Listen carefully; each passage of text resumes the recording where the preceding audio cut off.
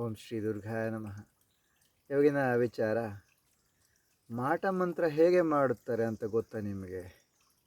ಹೌದು, ಮಾಟ ಮಂತ್ರ ಹೇಗೆ ಮಾಡುತ್ತಾರೆ ಅನ್ನೋದ್ರ ಬಗ್ಗೆ ನಾನು ನಿಮಗೆ ಇವಾಗ ತಿಳಿಸ್ಕೊಡ್ತೇನೆ. ಮಾಟ ಮಂತ್ರದಲ್ಲಿ 1000 ವಿಧ. ಈಗ ನಮಗೇನಾದರೂ ಕೆಟ್ಟದಾಯಿತು ಅಂದರೆ ನಾವು ಮೊದಲು ಬಾಯಿಗೆ ಬರೋದೇ ಅವರು ಮಾಟ ಮಂತ್ರ ಮಾಡಿದ್ದಾರೆ, ಅವರು ವಾಮಾಚಾರ ಮಾಡಿಸಿದ್ದಾರೆ, ಹಾಗೆ ಅವರು ಬ್ಲ್ಯಾಕ್ ಮ್ಯಾಜಿಕ್ ಮಾಡಿಸಿದ್ದಾರೆ. ಇಂಗ್ಲೀಷಲ್ಲೆಲ್ಲ ಈಗ ಹೊಸದಾಗಿ ಹೇಳ್ತಾರೆ, ಬ್ಲ್ಯಾಕ್ ಮ್ಯಾಜಿಕ್ ಆಗಿದೆ ಗುರುಗಳೇ, ಬ್ಲ್ಯಾಕ್ ಮ್ಯಾಜಿಕ್. ವೀಕ್ಷಕರೇ, ನಾವು ಮಾಟ ಮಂತ್ರ ಅಂತ ಯಾವಾಗ ಅಂದ್ಕೊಳ್ತೀವಿ ಅಂದರೆ, ಯಾವಾಗ ನಮಗೆ ಕಷ್ಟ ಆಗುತ್ತದೆ, ಯಾವಾಗ ನಮಗೆ ನಷ್ಟ ಆಗುತ್ತದೆ ದುಡ್ಡು ಕಾಸಲ್ಲಿ, ಹಾಗೆ ಯಾವಾಗ ನಮಗೆ ಎಲ್ಲ ಕೈತಪ್ಪು ಹೋಗುತ್ತದೆ. ಕೈತಪ್ಪು ಹೋಗೋದು ಅಂದರೆ ಮದುವೆ ವಿಚಾರ ಆಗಿರ್ಬೋದು ಕೆಲವೊಮ್ಮೆ, ಅಥವಾ ಪ್ರೀತಿ ವಿಚಾರ ಆಗಿರ್ಬೋದು ಕೆಲವೊಮ್ಮೆ, ಅಥವಾ ಪ್ರೀತಿ ಮಾಡಿದ ಹುಡುಗಿ ಓಡೋಗೋದಾಗಿರ್ಬೋದು ಬೇರೆ ಹುಡುಗರ ಜೊತೆ, ಅಥವಾ ಮದುವೆ ಆದ ಹೆಂಡತಿ ಬೇರೆ ಹುಡುಗರ ಜೊತೆ ಓಡೋಗೋದಾಗಿರ್ಬೋದು. ಇದೆಲ್ಲ ಆದಾಗ ನಾವು ಅಂದ್ಕೊಳ್ತೀವಿ ಏನೋ ಮಾಟ ಮಂತ್ರ ಆಗಿದೆ ಅಂತ. ಹಾಗೆ ಕೆಲವರು ಕೆಲವರು ಗಂಡ ಬೇರೆಯವರ ವಶೀಕರಣ ಮಾಡೋದು, ಅಂದರೆ ಬೇರೆ ಹೆಣ್ಣು ಕೆಲವು ಮದುವೆಯಾದ ಗಂಡಸನ್ನು ವಶೀಕರಣ ಮಾಡಿ ತನ್ನ ವಶದಲ್ಲಿ ಇಟ್ಕೊಳ್ಳೋದು, ಇದೆಲ್ಲ ಇವತ್ತಿನ ದಿನ ಹೆಚ್ಚಿನ ರೀತಿಯಲ್ಲೇ ನಡೆಯುತ್ತದೆ. ಹೌದು, ವಶೀಕರಣ, ಮಾಟ ಮಂತ್ರ ಇದು ಎಷ್ಟರ ಮಟ್ಟಿಗೆ ನಡೀತಾ ಇದೆ ಅಂದರೆ ಇವತ್ತು ತುಂಬಾ ಜಾಸ್ತಿ. ಅದು ಹೇಗೆ ಆಗುತ್ತದೆ, ಅದು ಹೇಗೆ ನಮಗೆ ಅದು ಎಫೆಕ್ಟ್ ಆಗುತ್ತದೆ ಅಂದರೆ, ಹಾಗೆ ಅವರು ಹೇಗೆ ಅದನ್ನು ಮಾಟ ಮಂತ್ರವನ್ನು ಮಾಡುತ್ತಾರೆ, ನಮ್ಮ ಮೇಲೆ ಒಂದು ಕೆಟ್ಟದಾಗೋ ಥರ, ನಮಗೆ ಒಂದು ಸಮಸ್ಯೆ ಆಗೋ ಥರ, ಅಥವಾ ನಮಗೆ ಒಂದು ಆಕ್ಸಿಡೆಂಟ್ ಆಗೋ ಥರ, ಅಥವಾ ನಮಗೆ ಒಂದು ರಕ್ತ ಕಾರೋ ಥರ. ಹೌದು, ಕೆಲವರು ರಕ್ತ ಕಾರ್ತಾರೆ. ಕೆಲವು ಕಷ್ಟ ಆಗಿ ಹೊಟ್ಟೆ ಒಳಗೆ ರಕ್ತ ಕಾರೋದು ಕೂಡ ಉಂಟು ಮಾಟ ಮಂತ್ರದಿಂದ. ಈ ಥರ ಎಷ್ಟೋ ಕಡೆ ಘಟನೆ ನಡೆಯುತ್ತದೆ. ಮತ್ತು ಎಷ್ಟೋ ಜನ ಸರಿ ಇದ್ದವರು ಅಂಗವಿಕಲರಾಗೋದು, ಆ ಥರ ಆಗೋದು. ಮತ್ತು ಸರಿ ಇದ್ದವರು ಪೀಡ್ಸ್ ಬಂದವ್ರ ಥರ ಬಿದ್ದುಕೊಂಡು ಬಾಯಲ್ಲಿ ನೊರೆ ಹಾಕೋದು. ಮತ್ತು ಇನ್ನು ಹಲವಾರು ರೀತಿ ಚಿಕ್ಕ ಚಿಕ್ಕ ಹುಡುಗಿಯರು, ಚಿಕ್ಕ ಚಿಕ್ಕ ಗಂಡು ಮಕ್ಕಳು ಎಲ್ಲ ಸರಿ ಇದ್ದವರು ಕಣ್ಣು ಕಾಣದೇ ಇರೋದು, ಕಿವಿ ಕೇಳದೇ ಇರೋದು, ನಡೆಯೋಕ್ಕಾಗದೇ ಇರೋದು, ಇಂಥವೆಲ್ಲ ನಾನು ಸಮಸ್ಯೆಗಳನ್ನು ಎಷ್ಟು ನೋಡಿದ್ದೇನೆ ಅಂದರೆ, ಎಲ್ಲ ಸರಿಯೇ ಇರ್ತಾರೆ, ಆದರೆ ಸ್ವಲ್ಪ ದಿನದ ಮೇಲೆ ಅವರ ಆಕಾರ, ಅವರ ರೂಪ, ಅವರ ಎಲ್ಲ ವಿಕಾರಕ್ಕೊಳಗಾಗುತ್ತದೆ. ನೋಡಿ, ಒಂದು ಹುಟ್ಟಿದ ಮಗು ಎಷ್ಟು ದೊಡ್ಡ ಕಣ್ಣು, ಎಷ್ಟು ಆ್ಯಕ್ಟಿವ್ ಆಗಿ, ಎಷ್ಟು ಚೆನ್ನಾಗಿ ಅಳ್ತಾ ಹುಟ್ಟುತ್ತಾರೆ ಅಲ್ವಾ. ಅಳ್ತಾರೆ, ಹುಟ್ಟಿದ ಮೇಲೆ ಅಳಕ್ಕೆ ಶುರು ಮಾಡ್ತಾರೆ. ಆಮೇಲೆ ಆ ಮಗುಗೆ ಹೆಸರಿಡ್ತಾರೆ. ಆ ಮಗು ಎಷ್ಟು ಚೆನ್ನಾಗಿ ಬರ್ತಾರೆ ಅಲ್ವಾ.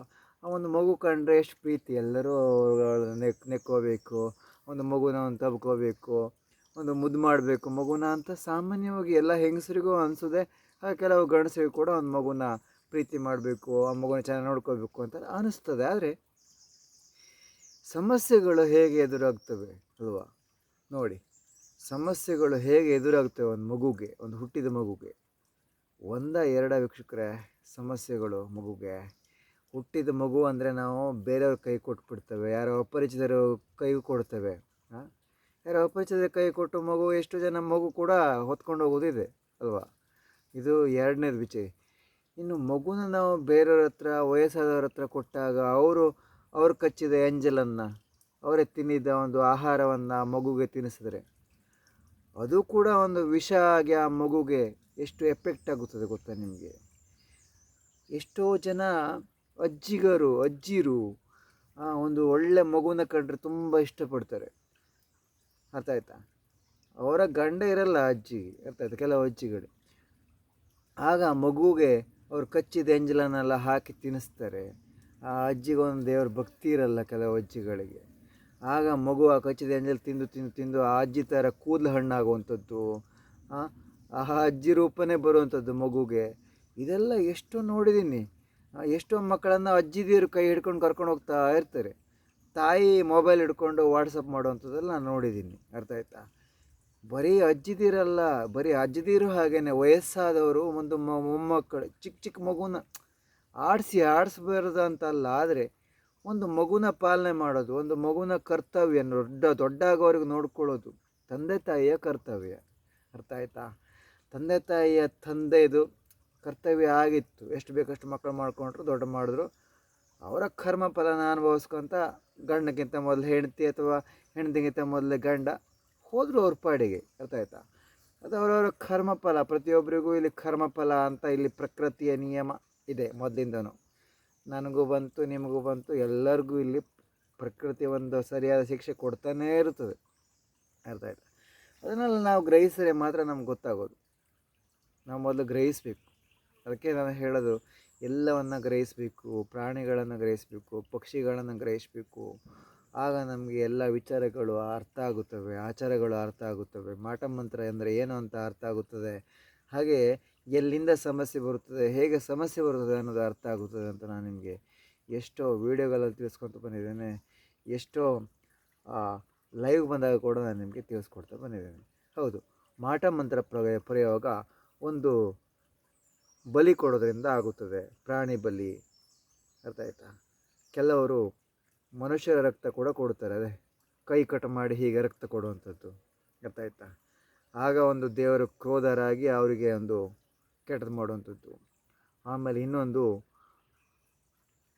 ಶಾಪ ಹಾಕುವಂಥದ್ದು. ದೇವಸ್ಥಾನಕ್ಕೆ ಹೋಗಿ ಅವರ ಹಾಗಾಗಲಿ ಹೀಗಾಗಲಿ ಎಷ್ಟೋ ದುಡ್ಡು ಕೊಟ್ಟು ಕಾಣಿಕೆ ಡಬ್ಬಿಗಳಲ್ಲಿ ದುಡ್ಡು ಹಾಕಿ ಶಾಪ ಹಾಕುವಂಥದ್ದು. ಆಗ ದೇವರು ಮಾಡಿಕೊಟ್ಟೆ ಕೊಡ್ತಾರೆ, ಅದು ಕರ್ತವ್ಯ ದೇವ್ರದ್ದು. ಒಂದು ತಗೊಂಡ್ಮೇಲೆ ದೇವರು ಒಂದು ತಗೊಂಡ್ಮೇಲೆ ಅದಕ್ಕೆ ಸರಿಯಾದ ಒಂದು ಫಲ ಕೊಡೋದು ದೇವರ ಕೆಲಸವೇ. ಅರ್ಥ ಆಯ್ತಾ? ಹೀಗೆ ಇನ್ನೂ ಹಲವಾರಿದೆ. ಊಟ ಮಾಡೋದ್ರಿಂದ ಬರುತ್ತೆ ಬೇರೆಯವ್ರ ಮನೆಯಲ್ಲಿ ಕರ್ಮ. ವೀಕ್ಷಕರೇ, ಬೇರೆ ಕಡೆ ಊಟ ಮಾಡಿದ್ರೆ ಬರುತ್ತದೆ. ಉಪ್ಪಿಂದ ದೇಹ ಕೆಡುತ್ತದೆ ಮೊದಲನೇದಾಗಿ. ಇಷ್ಟೆಲ್ಲ ಇದೆ. ಅರ್ಥ ಆಯ್ತಾ? ನಾವು ಅದಕ್ಕೆ ಮಾಟ ಮಂತ್ರ, ಬ್ಲ್ಯಾಕ್ ಮ್ಯಾಜಿಕ್ ಅಂತ ಕರಿತೀವಿ. ನಮಗೆ ಕಷ್ಟ ಆಯಿತು, ನಮ್ಮ ಬಾಯಿಂದ ರಕ್ತ ಬಂತು, ಅಥವಾ ನಾವು ಬಿದ್ವಿ, ನಮಗೇನಾದರೂ ಆಯಿತು ಅಂದರೆ ಯಾರೋ ವಾಮಾಚಾರ, ಯಾರೋ ಶಾಪ ಹಾಕಿದ್ರು. ನಿಜ ಹಾಕ್ತಾರೆ, ಎಲ್ಲ ರೀಚ್ ಆಗುತ್ತೆ. ಒಬ್ಬನ ಕಂಡ್ರೆ ಒಬ್ರಿಗೆ ಆಗಲ್ಲ. ಇವತ್ತು ನಿನ್ನ ದುಡ್ಡಿಗೋಸ್ಕರ ಆಗಲ್ಲ. ಒಬ್ಬನ ಕಂಡ್ರೆ ಉರಿ, ಅವ್ನು ದುಡ್ಡು ಮಾಡ್ದ, ಅವ್ನು ಕಾರ್ ತೊಗೊಂಡ, ಅವನ ಮನೆ ಕಟ್ದ, ಅವ್ನು ಸುಮ್ಮನೆ ಹೆಲಿಕಾಪ್ಟರ್. ನನಗೂ ಕೆಲವೊಮ್ಮೆ ಅನಿಸುತ್ತೆ ಮನಸ್ಸಲ್ಲಿ, ಅಯ್ಯೋ ನೋಡು ಹೇಗೆಲ್ಲ ಇಂಪ್ರೂವ್ಮೆಂಟ್ ಆದರು ಅಂತ. ಅರ್ಥ ಆಯ್ತಾ? ಆದರೆ ಶಾಪ ಎಲ್ಲ ಹಾಕೋದ್ರಿಂದ ನನಗೂ ಪ್ರಯೋಜನ ಇಲ್ಲ. ಅರ್ಥ ಆಯ್ತಾ? ಶಾಪ ಹಾಕಿದ್ರೆ ನನ್ನ ದೇವರ ಭಕ್ತಿ ಎಲ್ಲ ಅವ್ರಿಗೆ ಆಗೋಗುತ್ತೆ, ಅವ್ರಿಗೆ ಕೆಟ್ಟದಾಗೋದ್ರಲ್ಲೇ ಆಗೋಗುತ್ತೆ. ಇನ್ನು ನನಗೆ ಒಳ್ಳೇದು ಮಾಡ್ಕೊಡೋದು ಯಾವಾಗ? ಅದಕ್ಕೆ ನಾನು ಏನೇ ದೇವ್ರ ಭಕ್ತಿ ಮಾಡಿದ್ರು ನನಗೆ ಒಳ್ಳೇದಾಗಬೇಕು, ನನಗೆ ಹೀಗಾಗಬೇಕು, ನನಗೆ ಹಾಗಾಗಬೇಕು ಅಂತ ನಾನು ಜಾಸ್ತಿ ಕೇಳ್ಕೊಳ್ತೀನಿ. ಬಿಟ್ಟರೆ ಇನ್ನೊಬ್ರಿಗೆ ಕೆಟ್ಟದಾಗಲಿ ಅಂತ ನಾನು ಇದುವರೆಗೂ ನನಗೆ ಯಾರಿಗೂ ಕೇಳ್ಕೊಳಕ್ಕೆ ಹೋಗಲ್ಲ. ಅರ್ಥ ಆಯ್ತಾ? ಯಾಕಂದರೆ ನನಗೆ ಸಮಯ ಇಲ್ಲ. ನನಗೆ ಒಳ್ಳೇದು ಮಾಡ್ಕೊಳ್ಳಿಕ್ಕೆ ನನಗೆ ಸಮಯ ಸಾಕಾಗಲ್ಲ. ಇನ್ನೊಬ್ಬರಿಗೆ ಕೆಟ್ಟದ್ದು ಮಾಡೋಕ್ಕೆ ನಾನು ಸಮಯ ಯಾಕೆ ಕೊಡಲಿ ವೀಕ್ಷಕರೇ? ಇದು ನನ್ನ ವಿಚಾರ ನೀವು ಅಳವಡಿಸ್ಕೊಂಡ್ರೆ ನೀವು ಕೂಡ ನಿಮ್ಮ ವಿಚಾರದಲ್ಲಿ ಎಲ್ಲ ಆರೋಗ್ಯ, ದೇಹದ ವಿಚಾರ, ದುಡ್ಡು ಕಾಸಿನ ವಿಚಾರ, ಮನೆ, ಮದುವೆ, ಮಕ್ಕಳು ಎಲ್ಲವನ್ನು ನೀವು ಒಳ್ಳೇದು ಮಾಡ್ಕೊಳ್ತಾ ಹೋಗ್ಬೋದು. ಯಾವತ್ತಿಗೂ ನಮ್ಮ ಬಗ್ಗೆ ನಾವು ಯೋಚನೆ ಮಾಡಬೇಕು. ಇನ್ನೊಬ್ಬರು ಹೇಗಾದರೂ ಇರಲಿ, ಎಷ್ಟು ದುಡ್ಡಾದರೂ ಮಾಡಲಿ, ಏನಾದರೂ ಮಾಡ್ಕೊಳ್ಳಿ, ಅವ್ರು ಮಾಡಿದ್ದು ಅವ್ರಿಗೆ. ಅರ್ಥ ಆಯ್ತಾ? ಅವ್ರು ನಮಗೆ ಬೈದ್ರೂ ಅದು ಅವ್ರಿಗೆ ಸರಿಯಾದ ಶಿಕ್ಷೆ ಕೊಟ್ಟೇ ಕೊಡ್ತದೆ ಪ್ರಕೃತಿ ನಿಯಮ ಅಂತ ಹೇಳ್ತಾ ನಾನು ವಿಡಿಯೋನ ಮುಗಿಸ್ತೇನೆ. ಓಂ ಶ್ರೀ ದುರ್ಗಾಯ ನಮಃ.